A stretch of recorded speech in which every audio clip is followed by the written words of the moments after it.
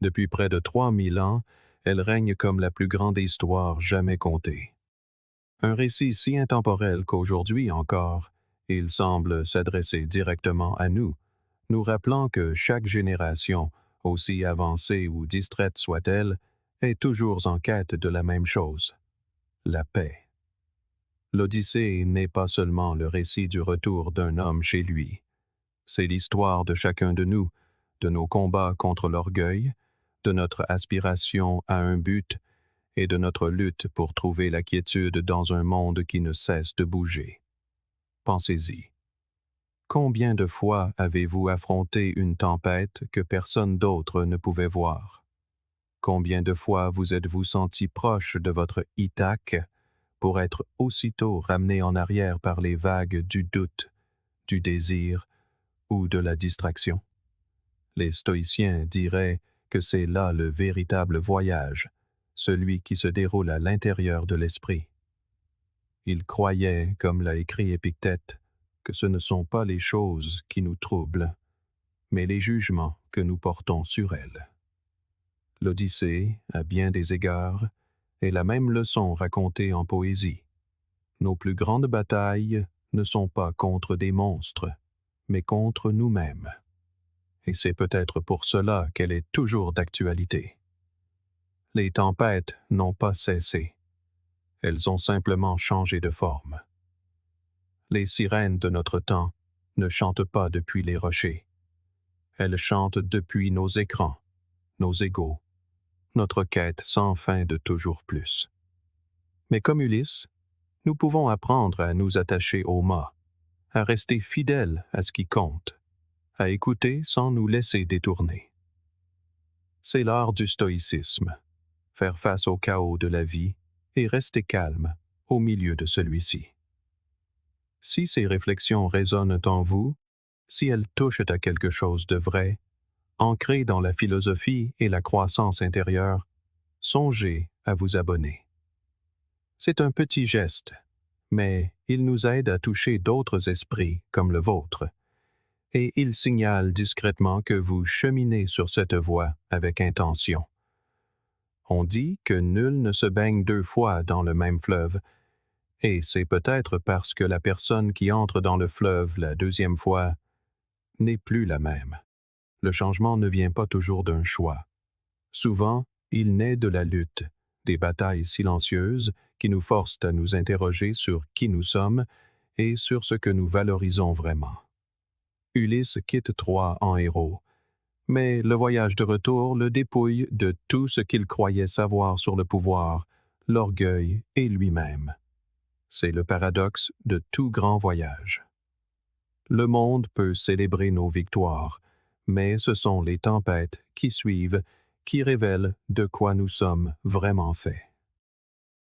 Quand Ulysse rencontre la déesse Athéna, elle n'apparaît pas dans un éclat de puissance divine ou de tonnerre. Elle apparaît comme un mentor, un guide discret déguisé en ami. Il y a quelque chose de profond là-dedans. L'aide dont nous avons besoin arrive rarement comme un miracle. Elle vient sous forme de conseils, de leçons, d'une voix qui nous dit la vérité que nous ne sommes pas prêts à entendre. Les stoïciens le comprenaient profondément. Personne ne devient sage seul. Sénèque a écrit « En enseignant, nous apprenons ». La sagesse n'est pas une possession. C'est une relation, un échange constant entre l'expérience et la compréhension. Nous sommes tous façonnés par nos mentors, que nous en soyons conscients ou non. Zénon avait Cratès. Marc Aurèle avait Rusticus. Ces hommes n'ont pas atteint de la clarté en se cachant du monde. Ils ont appris en étant défiés, corrigés et rendus humbles. Nos mentors ne portent peut-être pas le visage des dieux, mais ils apparaissent sous de nombreuses formes. La résilience silencieuse d'un parent, la vérité crue d'un professeur, un livre qui arrive dans notre vie exactement quand nous en avons besoin. Même la douleur elle-même peut être un mentor, murmurant à travers nos erreurs. Apprends de moi pour ne plus avoir à souffrir ainsi. Carl Jung a dit « Il n'y a pas de prise de conscience sans douleur ». Ita Tsovikra.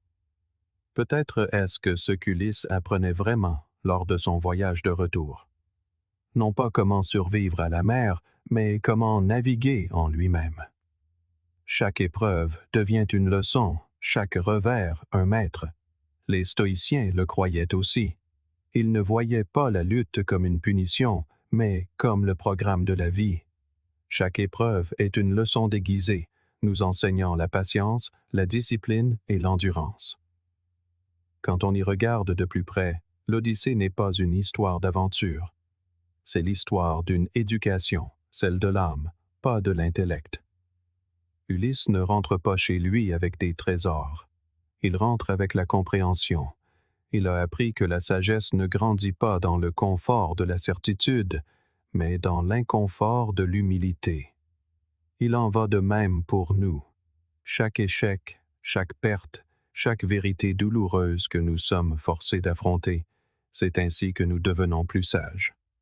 Alors, peut-être que la première leçon stoïcienne de l'Odyssée est la suivante. La sagesse ne naît pas de l'isolement, mais de l'humilité. L'humilité d'être enseigné, l'humilité d'écouter, l'humilité d'admettre que nous n'avons pas tout compris, car c'est dans ce moment d'ouverture que la véritable transformation commence. Comme Ulysse, nous sommes tous des voyageurs, guidés non pas par la promesse d'un chemin facile, mais par la force tranquille de continuer à apprendre de la mer qui ne cesse jamais de bouger. Et pourtant, même ceux qui sont guidés par la sagesse trébuchent lorsque l'orgueil prend le volant. Ulysse avait déjoué le Cyclope, échappé à la mort et prouvé son génie. Mais alors qu'il s'éloigne, il ne peut résister. Il crie son nom au vent, voulant que le monde sache que c'était lui. Ce seul acte, né non pas du courage, mais de l'ego, lui a coûté 10 années d'errance supplémentaires, 10 années de tempête, de perte et de nostalgie. Ce n'est pas le destin qui l'a puni, c'est lui-même. L'ego a une manière silencieuse de nous défaire. Il nous murmure que notre valeur dépend du fait d'être vu, d'être loué, d'avoir raison. Sénèque appelait cela la maladie du besoin d'applaudissement. Et Marc Aurèle avertissait que la soif de reconnaissance est un esclavage envers l'esprit des autres. Pensez-y. Combien de fois gagnons-nous la bataille, mais perdons-nous la guerre parce que nous ne pouvons cesser de nous prouver? Nous avons le dernier mot dans une dispute, mais nous perdons notre paix. Nous courons après la validation pour finir épuisés. L'orgueil promet la force, mais en secret, il la draine. Il nous aveugle sur ce qui compte vraiment. Carl Jung a écrit « Par l'orgueil, nous nous trompons nous-mêmes sans cesse. Mais au fond, sous la surface de la conscience ordinaire, une petite voix tranquille nous dit « Quelque chose n'est pas juste ». C'est peut-être ce qui est arrivé à Ulysse. Sa voix a porté sur la mer, mais le silence qui a suivi a révélé quelque chose de creux. Peut-être que la tempête qui le poursuit n'est pas une punition divine, mais un reflet, l'écho d'un esprit en désaccord avec lui-même. Car l'orgueil ne retarde pas seulement la paix, il la détruit. Il remplace la sagesse par le bruit, la clarté par le chaos. Et pourtant, même les cœurs les plus fiers peuvent être adoucis par la réflexion. Après des années de tourmente, Ulysse navigue dans des eaux calmes et rencontre les lotophages, un peuple qui vit dans un confort sans fin, épargné par la douleur ou l'urgence. Ils ont goûté à quelque chose de doux qui leur a fait oublier qui ils sont. Il n'y a ni guerre, ni lutte, ni but, juste le plaisir, juste la dérive. Et c'est alors qu'Ulysse réalise que le confort peut être tout aussi dangereux que le chaos. Les stoïciens mettaient en garde contre cela il y a longtemps. Ils voyaient le confort comme la forme la plus lente de décomposition. Sénèque disait « Aucun arbre ne devient robuste et vigoureux si de nombreux vents ne l'assaillent. » La facilité peut sembler sûre, mais elle érode discrètement notre direction. Elle émousse la vivacité de notre esprit, la discipline de notre âme. Le confort nous séduit avec la paix, mais c'est une imitation, une douce illusion qui nous empêche de grandir. La véritable paix ne se trouve pas dans l'absence de lutte, mais dans la maîtrise de celle-ci. Les stoïciens croyaient que le calme n'est pas ce que l'on atteint après la tempête, c'est la manière dont on choisit de naviguer à travers elle. La vie vous mettra à l'épreuve, non pas parce que l'univers est cruel, mais parce que l'âme a besoin de friction pour se souvenir de sa force. La croissance se produit dans la résistance, pas dans le relâchement. Alors, si jamais vous vous retrouvez perdu dans le confort, souvenez-vous, vous ne vous reposez pas, vous dérivez. Et dériver est la forme la plus silencieuse de l'abandon. Les vents du défi ne sont pas vos ennemis.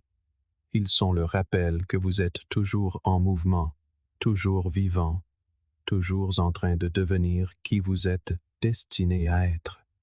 Mais comment résister à cette dérive, surtout quand le monde est rempli de sirènes? La vérité est qu'elles ne sont pas aussi évidentes que nous le pensons. Elles ne chantent pas des chants de destruction. Elles chantent ce que vous désirez le plus entendre. Des mots qui sonnent comme le confort mais cachent la décadence. Des promesses qui ressemblent au repos mais mènent à la ruine. C'est ce qui les rend dangereuses, car les sirènes de notre époque ne vivent pas sur des rivages rocheux. Elles vivent dans nos poches, dans nos pensées, dans chaque petite évasion que nous choisissons à la place de la croissance. Les stoïciens auraient appelé cela la voix de la tentation, le murmure intérieur qui personnalise votre chute. C'est comme un algorithme de l'âme qui sait exactement où vous êtes faible. Il vous dit: tu as bien mérité cette distraction, tu mérites cette indulgence. Juste une fois de plus. Et avant que vous ne vous en rendiez compte, vous ne dirigez plus le navire. Vous êtes tiré vers les rochers, lentement, doucement, volontairement. Vous n'êtes pas détruit par un monstre, mais par vos propres désirs. Carl Jung a dit: tant que vous n'aurez pas rendu l'inconscient conscient, il dirigera votre vie et vous appellerez cela le destin. C'est le piège caché, l'illusion que les choses qui vous détournent de votre cap sont extérieures à vous. Mais elles ne le sont pas.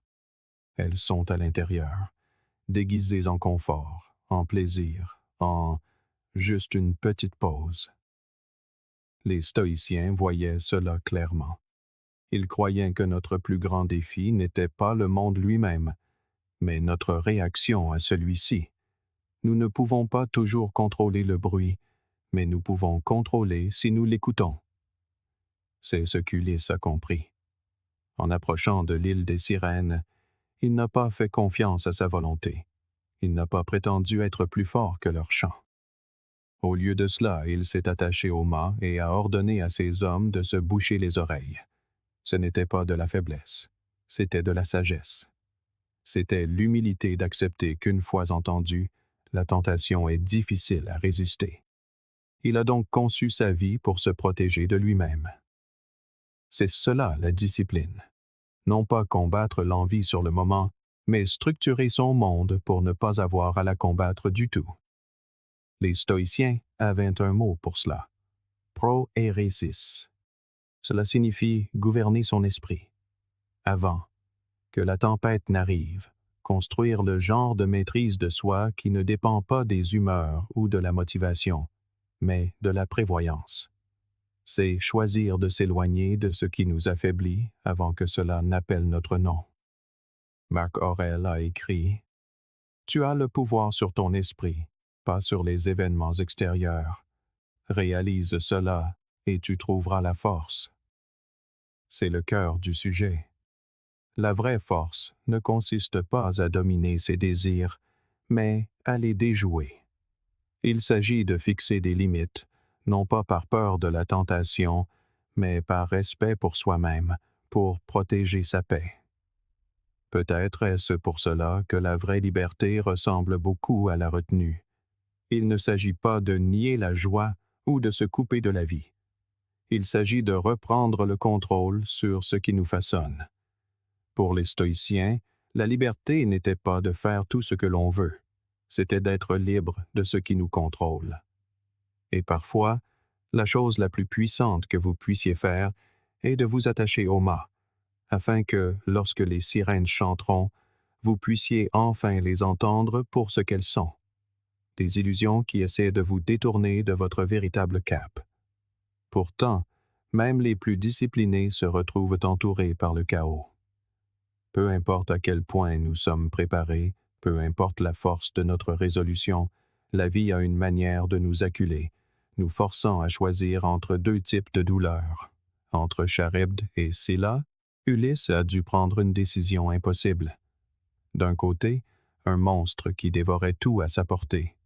De l'autre, un tourbillon qui avalait des navires entiers. Il n'y avait pas de chemin parfait, seulement celui qui coûtait le moins cher. C'est la vérité tranquille que les stoïciens comprenaient. Tous les choix ne sont pas sans conséquences. Parfois, quoi que nous fassions, nous perdons quelque chose. Le stoïcisme ne promet pas une vie sans douleur. Il promet une manière de l'affronter sans nous perdre nous-mêmes. Marc Aurèle a écrit « Tu as le pouvoir sur ton esprit, pas sur les événements extérieurs. Réalise cela, et tu trouveras la force. » Ce qu'il voulait dire, ce n'est pas que nous pouvons contrôler les résultats, mais que nous pouvons contrôler notre réponse à ceux-ci. Nous pouvons choisir comment nous affrontons les tempêtes inévitables. Ulysse savait qu'il ne pouvait pas sauver tout le monde. Il a dû décider avec quelle perte il pouvait vivre. C'est une leçon que la plupart d'entre nous refusent d'apprendre. Nous voulons croire que si nous planifions assez soigneusement, travaillons assez dur ou aimons assez profondément, nous pouvons éviter le sacrifice. Mais la vie demande toujours quelque chose en retour. Carl Jung a dit « Aucun arbre ne peut pousser jusqu'au ciel si ses racines ne descendent pas jusqu'en enfer. » La croissance exige la descente. La sagesse exige la perte. Chaque voyage important teste notre capacité à endurer ce que nous ne pouvons pas contrôler sans devenir amers, sans laisser la douleur définir qui nous sommes. Le courage, écrivait Marc Aurèle, n'est pas l'absence de peur, c'est la capacité d'agir malgré elle. C'est ce qui sépare le stoïcien du spectateur. Le courage n'est pas bruyant. Il ne s'agit pas de grands gestes ou de visages intrépides. Il est silencieux. C'est la main ferme sur le gouvernail quand la mer gronde et que le ciel s'assombrit. C'est savoir que la peur fait partie de la condition humaine et dire quand même « Je continuerai ». Tiens. Et parfois, le courage signifie accepter qu'une certaine douleur est nécessaire. Il y a des moments où la paix ne se trouve pas dans l'évitement, mais dans l'endurance. Nous ne pouvons pas naviguer dans la vie sans être touchés. Les vagues viendront, et elles laisseront leur marque. Mais nous pouvons gouverner avec intégrité, avec cette sorte de boussole intérieure qu'aucune tempête ne peut briser. Les stoïciens appelaient cela « arrêter », l'excellence morale, le choix inébranlable de faire ce qui est juste, même quand ça fait mal. C'est peut-être ce qui fait la différence entre sombrer et arriver. Non pas l'absence d'épreuves, mais la présence du caractère. Non pas une vie sans tempête, mais une âme assez forte pour les affronter. Ulysse a atteint Ithaque non pas parce que la mer était clémente, mais parce qu'il a refusé de laisser le chaos le détourner de son cap. Et de la même manière, notre propre voyage de retour, vers la paix, vers le sens, ne dépend pas de ce que nous perdons en chemin, mais de la manière dont nous nous tenons en traversant la tempête.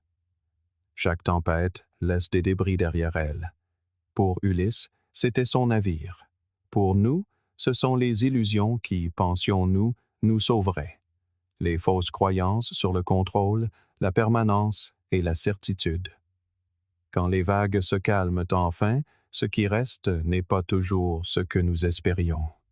Mais c'est peut-être là le cadeau de la tempête. Elle nous dépouille de tout ce qui n'est pas réel. Ulysse perd ses hommes, sa fortune, sa réputation. Tout ce qui le définissait autrefois a disparu, et pourtant, il endure. Il n'est pas porté par la chance ou la faveur divine, mais par la volonté. Les stoïciens appelaient cela le principe directeur, la force intérieure qui ne peut être prise, seulement abandonnée. Épictète, qui savait ce que signifiait tout perdre, a dit un jour « Tu peux enchaîner ma jambe, mais pas ma volonté. » C'est l'essence de la persévérance, non pas dans le corps, mais dans l'âme. Il y a une différence entre la persistance et la persévérance. La persistance est l'effort, c'est l'action. La persévérance est plus profonde. C'est la foi. Non pas la foi dans les résultats, mais la foi dans le sens. La foi que même la tempête fait partie du voyage, que chaque épreuve a sa place dans l'architecture de la croissance.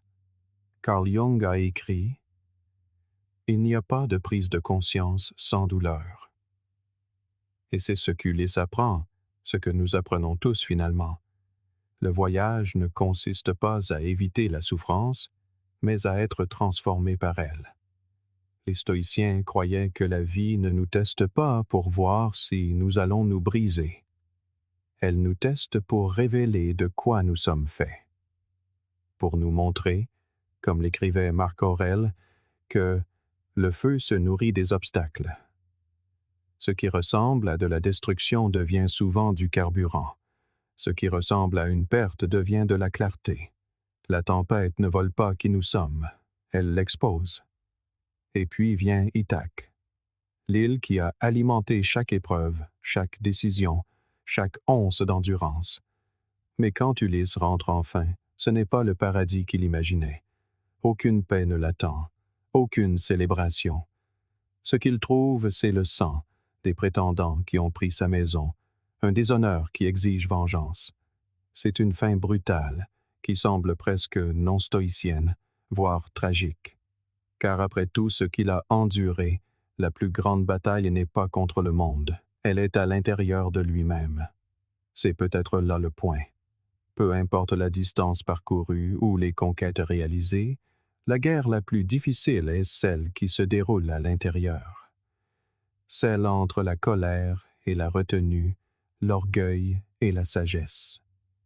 Marc Aurèle a fait face à sa propre version d'Ithaque, la trahison, la guerre civile, l'occasion de punir ceux qui s'étaient dressés contre lui. Et pourtant, lorsque la victoire fut sienne, il choisit la miséricorde. Il pleura la mort de ses ennemis. Il pardonna aux traîtres. Il écrivit au Sénat « Ne souillez pas mon règne de leur sang. » Pémine. Il comprit quelque chose qu'Ulysse n'a pas compris. La victoire sans vertu est une défaite déguisée. Le véritable triomphe ne réside pas dans la domination, mais dans la discipline. Car le pardon, le vrai pardon, est plus difficile que la guerre. Il exige la maîtrise de soi, pas des autres. Et c'est la leçon finale de l'Odyssée à travers le regard stoïcien. La force ne se prouve pas par le nombre de batailles que vous gagnez, mais par votre capacité à déposer votre épée une fois le combat terminé. La paix, en fin de compte, ne se trouve pas à la fin du voyage. Elle se trouve lorsque vous cessez de laisser la tempête intérieure gouverner le navire. Et pourtant, Ulysse ne peut se reposer. Après des années de tempêtes et de pertes, il a gagné. Il est rentré chez lui. Il a reconquis son trône, sa terre, sa famille. Tout ce qu'il pensait vouloir est enfin à lui. Mais quelque chose en lui ne peut rester tranquille. Il repart, non pas parce qu'il le doit, mais parce qu'il ne peut s'en empêcher. Le même feu qui l'a porté à travers chaque épreuve refuse maintenant de le laisser s'arrêter. Et ainsi, le voyage recommence. Non pas à travers la mer cette fois, mais dans la nature sauvage et silencieuse de son propre esprit. Sénèque mettait en garde contre cette maladie, l'errance sans fin de l'âme agitée. Il disait « Ceux qui se précipitent d'un endroit à l'autre ont beaucoup de connaissances, mais pas d'amis. » Et c'est peut-être ça, l'agitation. Un refus de s'asseoir assez longtemps pour se rencontrer soi-même. Nous nous disons que nous poursuivons un but, l'aventure, le sens. Mais souvent, Ce que nous fuyons, c'est le silence.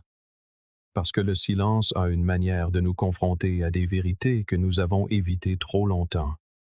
Ce n'est pas la géographie que nous fuyons, c'est nous-mêmes. Nous changeons de ville, de carrière, nous mettons fin à des relations, nous en commençons de nouvelles, tout cela dans l'espoir que la paix se trouve ailleurs. Mais chaque fois que nous arrivons, elle nous glisse entre les doigts. Carl Jung a dit « Les gens feront n'importe quoi, aussi absurde que ce soit, pour éviter de faire face à leur propre âme. » Et c'est la tragédie d'Ulysse. Il a conquis des royaumes, affronté des dieux, survécu à des monstres, mais il ne peut conquérir sa propre agitation. L'esprit même qui a déjoué tous les dangers ne peut s'apaiser dans la paix. Nous portons tous en nous cette même tendance, le besoin de bouger, de réparer, de réussir. Cela ressemble à du progrès, mais parfois, c'est juste de l'évitement déguisé. Les stoïciens le voyaient clairement. On nous a enseigné que la paix n'est pas une destination, mais une discipline. Ce n'est pas quelque chose que l'on trouve à la fin de son voyage, mais quelque chose que l'on cultive en plein cœur de celui-ci. Épictète disait « Nul n'est libre qui n'est maître de soi-même. » Dunlin. La liberté ne consiste pas à avoir des choix infinis. Elle consiste à ne plus être contrôlé par le besoin d'en vouloir toujours plus. Nous cherchons de nouvelles batailles parce que nous avons peur de ce qui advient lorsqu'il ne reste plus rien à combattre. Le silence après la tempête peut sembler insupportable, mais c'est dans ce silence, dans cette quiétude, que commence la transformation. Les stoïciens nous diraient que le but de la vie n'est pas le mouvement constant. Ce n'est ni la conquête, ni la reconnaissance. C'est l'harmonie entre qui vous êtes et ce que vous faites. C'est l'instant où vous réalisez que la paix que vous cherchiez a toujours été en vous, attendant que vous cessiez de courir assez longtemps pour l'entendre. La paix n'est pas quelque chose que l'on atteint, c'est quelque chose dont on prend conscience. C'est ce qui se produit lorsque la guerre intérieure s'achève enfin, lorsque vous cessez de vous fuir pour apprendre à demeurer avec vous-même, avec vos failles, vos doutes et vos cicatrices. Ulysse a passé sa vie à naviguer vers Ithaque, mais peut-être que le véritable retour au foyer ne se trouve sur aucune carte. Peut-être se trouve-t-il à l'instant où l'on cesse de bouger pour enfin arriver en soi-même. Voilà la véritable Odyssée. Non pas 10 ans à traverser les mers, mais une vie entière à traverser l'âme. Un voyage que nul autre ne peut voir, celui qui se déploie silencieusement en nous. Il ne s'agit pas de distance ou de géographie, il s'agit de profondeur. Chaque tentation, chaque tempête, chaque détour est une nouvelle leçon sur la manière de revenir à soi. Car le foyer, ce n'est pas votre point de départ. C'est ce que vous devenez après que tout vous a mis à l'épreuve, vous a brisé et vous a reconstruit de manière inattendue. Zénon, le fondateur du stoïcisme, connaissait bien cette vérité. Après avoir tout perdu dans un naufrage, il entra dans une librairie d'Athènes et y découvrit les enseignements qui allaient changer sa vie. Ce qu'il croyait être la fin devint le commencement. Des années plus tard, il écrirait « J'ai fait un heureux voyage le jour où j'ai fait naufrage. » Malvé. Il y a quelque chose de profondément humain là-dedans. La façon dont la chose même à laquelle nous résistons devient celle qui nous sauve. Parfois, les dieux nous prennent tout pour que nous puissions enfin voir ce qui nous a toujours appartenu. Carl Jung a dit un jour « Il n'y a pas de naissance de la conscience sans douleur. Ce n'est que lorsque l'illusion du contrôle est brisée que nous commençons à voir clair. Quand la vie vous fait dévier de votre trajectoire, quand les vents tournent, quand le rivage disparaît, il est facile de maudire la tempête. Mais si la tempête n'était pas une punition, et si elle était une direction. Les stoïciens croyaient que le destin n'est pas une force à combattre, mais une force avec laquelle composer. Les vents qui vous éloignent de ce que vous vouliez pourraient bien vous guider vers ce dont vous avez besoin. Chaque lutte a sa raison d'être. Chaque échec, chaque chagrin, chaque retard. Ce sont les vagues qui façonnent l'âme. Elles dépouillent l'orgueil, l'ego et la peur jusqu'à ce qu'il ne reste que l'essence de qui vous êtes. Marc Aurèle a écrit « Ce qui fait obstacle devient le chemin ». L'obstacle n'est pas distinct du chemin. Il est le chemin. C'est ce qu'Ulysse apprend. C'est ce que Zénon a découvert. Et c'est ce que nous sommes tous appelés à nous rappeler lorsque le monde semble être contre nous. Car la tempête est le chemin du retour, le chaos, la perte, l'incertitude. Tout cela n'est pas là pour vous détruire. C'est là pour vous révéler, pour mettre au jour la force, la patience et la sagesse qui étaient enfouies sous le confort et la certitude. Les stoïciens nous diraient que le destin ne vous teste pas pour voir si vous allez rompre. Il vous affine pour que vous sachiez que vous êtes incassable.